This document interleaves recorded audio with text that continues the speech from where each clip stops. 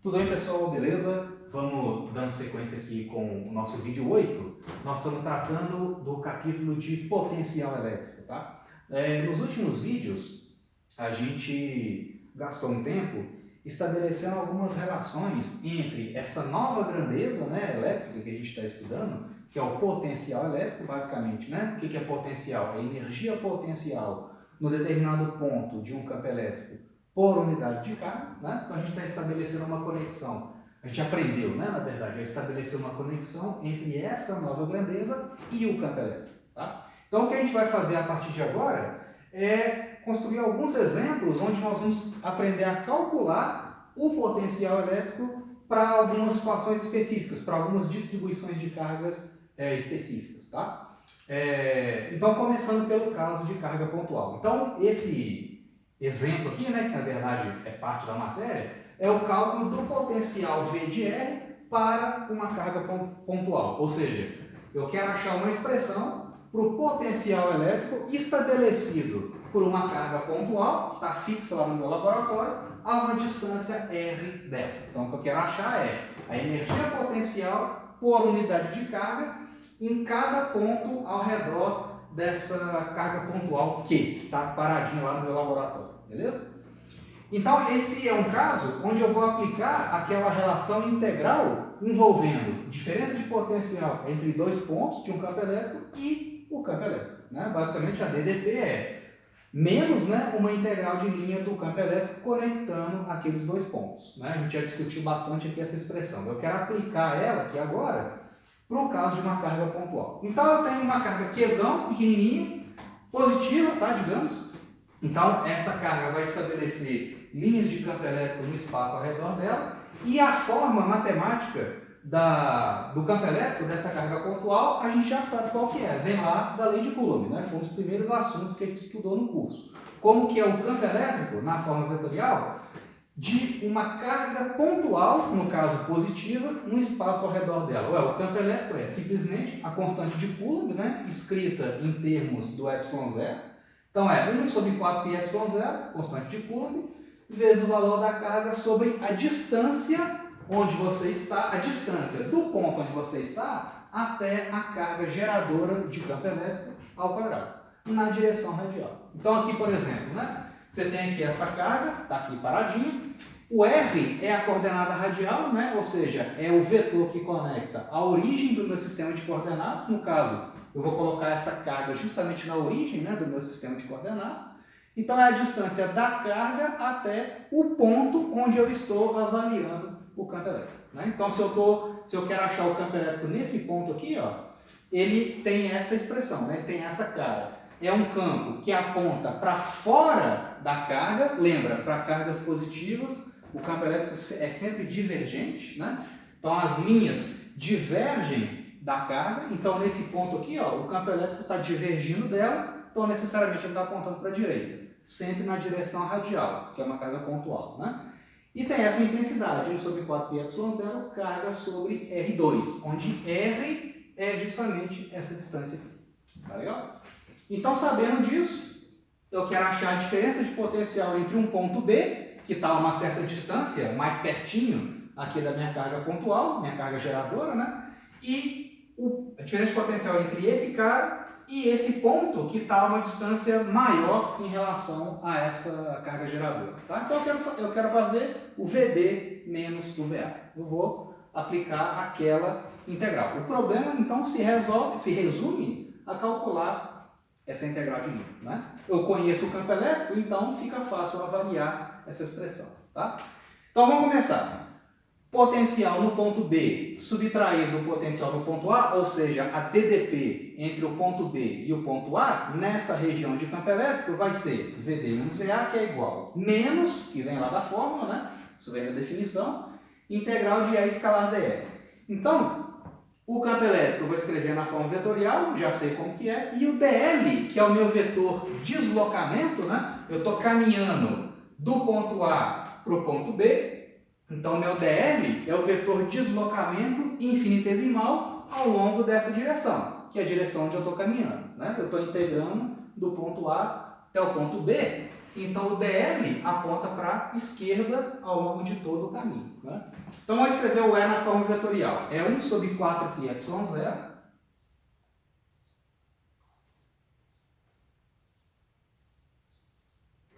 carga geradora sobre R2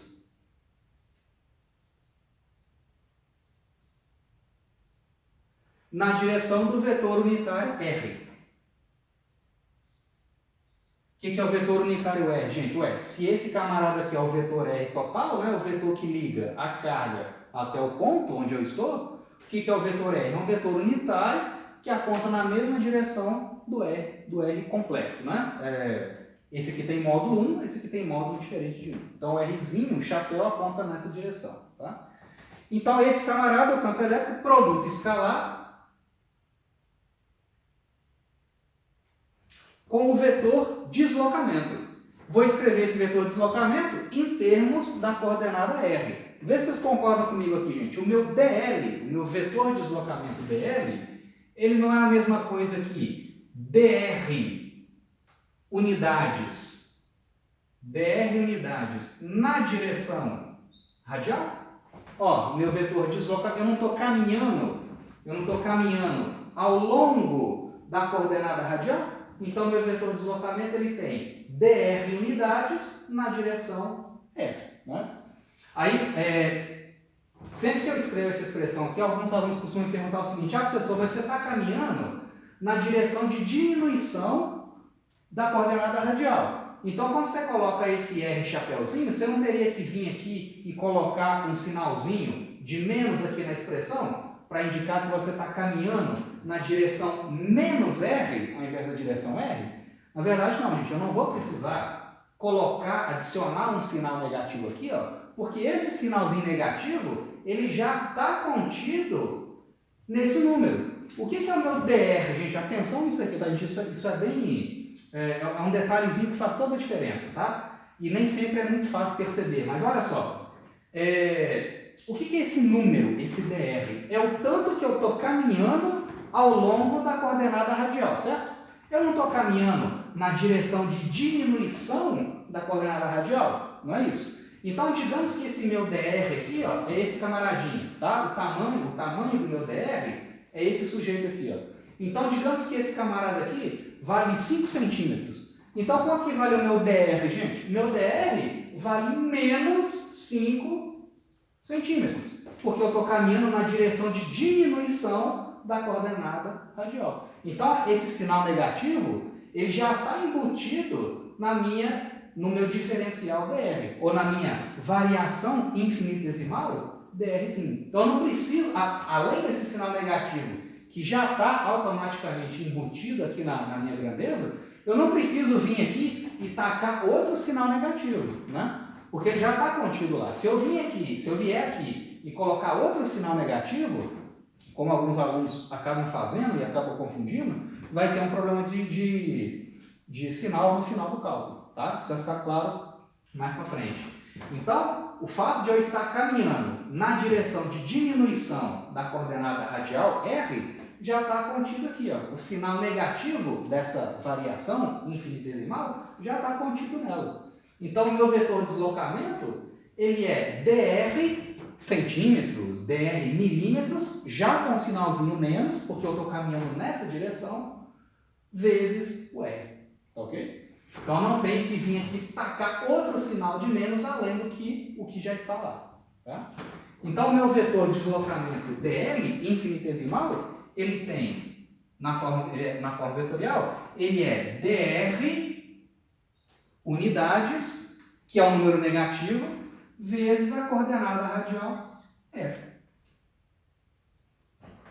Beleza? Então já está certinho aqui. Os sinais aqui já estão lá. Esse sinal menos aqui veio da expressão original. Tá? Então cuidado com isso. E eu vou avaliar a coordenada R desde o ponto A até o ponto B. Ou seja, desde RA, que é essa distância toda aqui, né, até RB. Desde RA até RB. E aí, como é que fica então essa integral? Isso é igual. O menos já está lá fora. As constantes eu vou jogar para fora aqui, né? A carga sobre 4πy0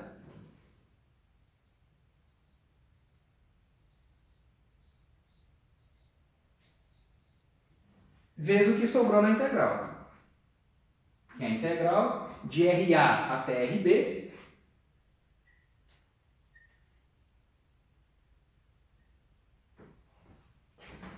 aí como é que sobrou lá dentro do parênteses? Desculpa, lá dentro da integral. 1 sobre R2, né? Aqui que ficou lá, Rzinho escalar Rzinho, o R é um vetor unitário, né? Então tem módulo 1, R escalar R é 1, né? Então vai ficar 1 dr sobre R2. Ou simplesmente, né? R a menos 2 R elevado a menos 2 dr. Avaliado do ponto A até o ponto B. Então, calcular essa integral aqui é muito simples, tá legal? E de novo, reforçando, né? Esse sinalzinho de menos veio daqui, que veio da fórmula original. Cuidado com isso, tá? Então, vamos transportar esse resultado para cá. Aliás, né, vamos fazer mais um passo aqui antes de seguir adiante lá. Então, isso aqui vai ficar menos Q sobre 4πy0, menos Q sobre 4πy0, vezes.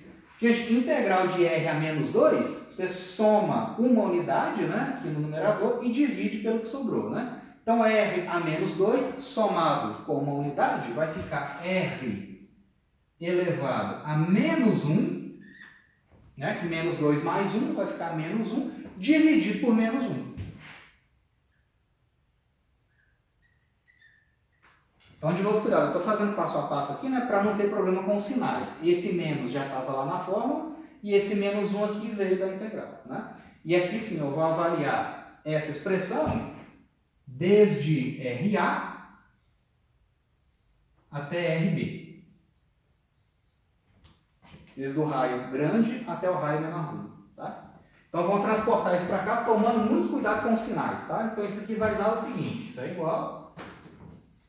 Concorda comigo, gente, que esse menos aqui, dividido por menos aqui, vai dar 1, né? Menos com menos dá mais. Então, vai ficar carga sobre 4πy0,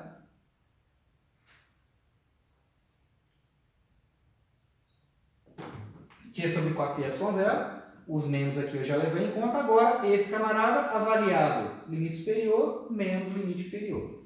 Então, isso vezes RB elevado a menos 1, né? Ou simplesmente 1 sobre RB. Limite superior menos o limite inferior. O limite inferior é RA elevado a menos 1, que é 1 sobre RA. 1 sobre RA.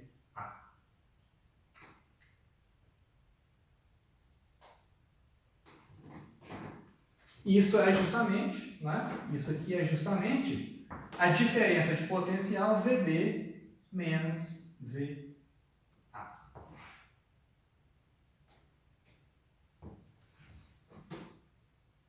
Então, dados dois pontos, né, nas proximidades aqui de uma carga pontual ou uma carga geradora positiva, né, o resultado seria o mesmo se a carga fosse negativa, tá? A diferença de potencial entre dois pontos é essa expressão, né? Ou seja, é uma expressão que depende do valor da carga geradora e das diferenças dos inversos das distâncias. Tá legal?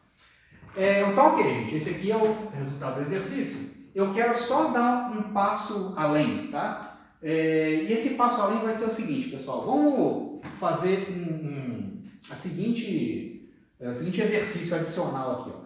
Digamos que o meu ponto original seja muito distante da minha carga geradora, tá? Então, vamos tomar o limite dessa expressão quando o meu RA tende a mais infinito.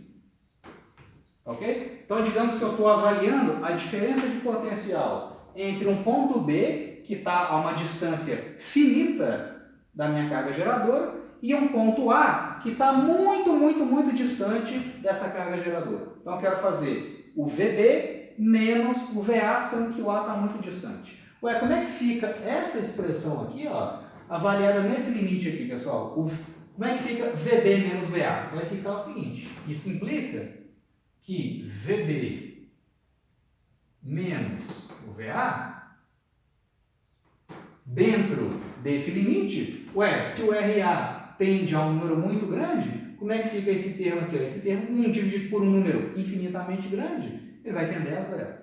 Então, VB menos VA é simplesmente o quê? Carga, ou simplesmente 1 sobre 4πε0 vezes a carga sobre RB. Então, o potencial no ponto B, se eu passo esse VA para cá somando, né, o potencial no ponto B, chegar na expressão final para ele aqui, ó, ele é igual ao potencial no ponto A, sendo que o ponto A está muito distante da minha carga geradora, né? Então o potencial no ponto B é igual ao potencial lá no infinito, ou seja, potencial considerando um ponto que está infinitamente distante da carga original, da carga geradora, né? Mais 1 sobre 4πε0 vezes carga Q sobre RB. Vamos fazer um comentário sobre essa expressão aqui, pessoal. Olha só. Gente, sempre que a gente trabalha com o conceito de... Sempre que a gente trabalha com diferenças de energia ou com transformações de energia, seja em sistemas submetidos à força gravitacional ou sistemas submetidos a forças elétricas, quando a gente trabalha com transformações de energia, o que interessa para a gente são sempre as diferenças de potencial entre dois pontos, né? Então, por exemplo, né, eu já falei isso para vocês. Digamos que você coloca uma carga pontual, né, uma carga de prova positiva em repouso no ponto B e solta essa carga. O que vai acontecer? Essa carga vai ser acelerada do ponto B para o ponto A, convertendo energia potencial em energia cinética, desprezando ali os atritos, né? Então, o que interessa em termos de cálculo de transformações de energia é sempre as diferenças de potencial. O potencial em cada ponto não me interessa tanto.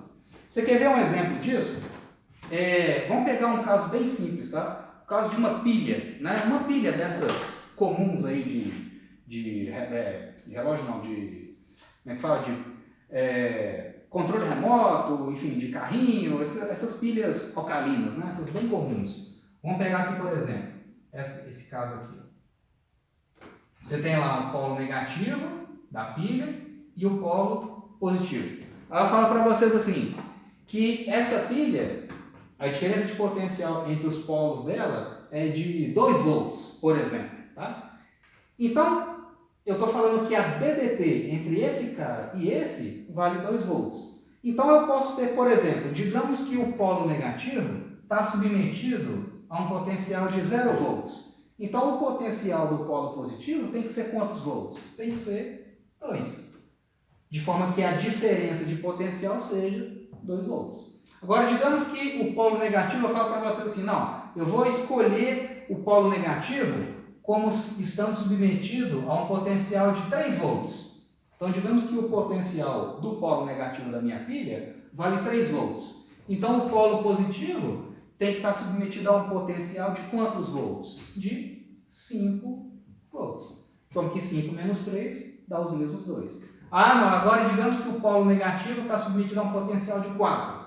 Então, o polo positivo tem que estar submetido a um potencial de 6 volts, de forma que a diferença seja sempre 2 volts. Então, tá vendo, gente? O que interessa para efeito de transformações de energia é sempre as BDPs e não o potencial em cada ponto. Por quê? O potencial em cada ponto depende de um valor de referência. Então, você calcula o potencial em outro ponto a partir desse valor de referência. Tá legal? Então, é justamente o caso que a gente tem aqui, ó. O potencial a uma distância RB da minha carga geradora, ou seja, o potencial nesse ponto aqui, ó, é igual a um potencial de referência lá no infinito mais essa coisa. Então, esse valor de referência aqui, ó, eu posso escolher o valor que eu quiser. Assim como eu podia escolher o valor que eu quisesse para o potencial do polo negativo aqui da minha pilha, e, a partir disso, calcular o potencial do polo positivo, Aqui eu vou poder fazer a mesma coisa. Eu posso calcular o potencial no ponto B, tendo como referência o potencial lá no infinito. E esse potencial lá no infinito, o valor dele é arbitrário. Usualmente, o que a gente faz?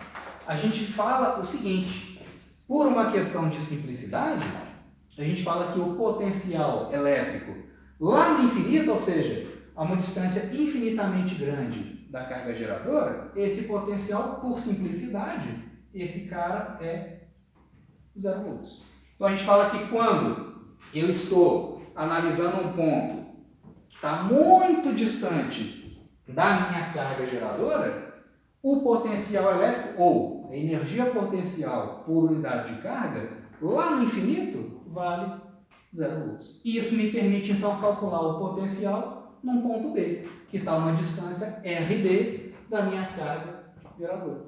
Então, escrevendo essa expressão aqui, agora da forma mais geral, eliminando aqui esse subscrito B, né, eu consigo agora achar o potencial V a qualquer distância R da minha carga geradora, Qzão. O potencial a uma distância qualquer R da carga geradora é simplesmente o quê? 1 sobre 4π ε0 vezes carga sobre a distância.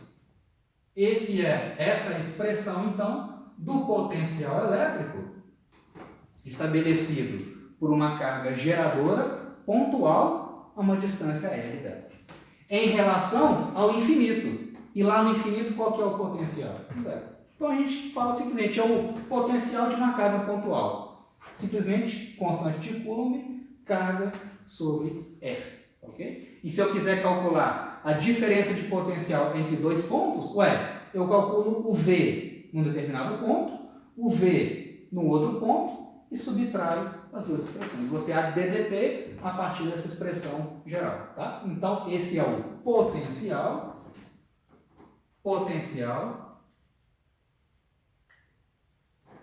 de uma carga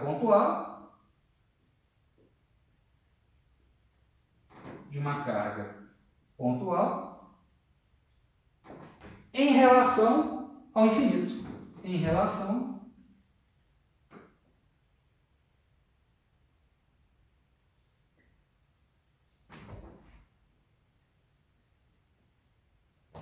ao infinito. Porque lá no infinito, ou seja, é uma distância muito grande da minha carga geradora, o meu V lá nessa distância muito grande é igual a 0. Tá legal? Então, essa expressão vai ser muito útil para a gente, pessoal, nos próximos exemplos, onde a gente vai ter distribuições de cargas. E eu quero calcular o potencial elétrico que uma distribuição de cargas estabelece no espaço ao redor dela, ou num ponto qualquer nas proximidades dessa distribuição. O que eu vou fazer? Já que eu tenho o potencial elétrico de uma carga pontual, eu vou pegar uma distribuição de cargas, vou dividir em elementos de carga infinitesimais, ou seja, em cargas pontuais, e vou aplicar a fórmula do potencial de uma carga pontual e fazer uma integral. Tá? Então, vou partir de uma distribuição de cargas, dividir em elementos e aplicar esse resultado que eu acabei de chegar. Beleza? Então, a gente faz isso no próximo vídeo, no vídeo 9. Tá legal?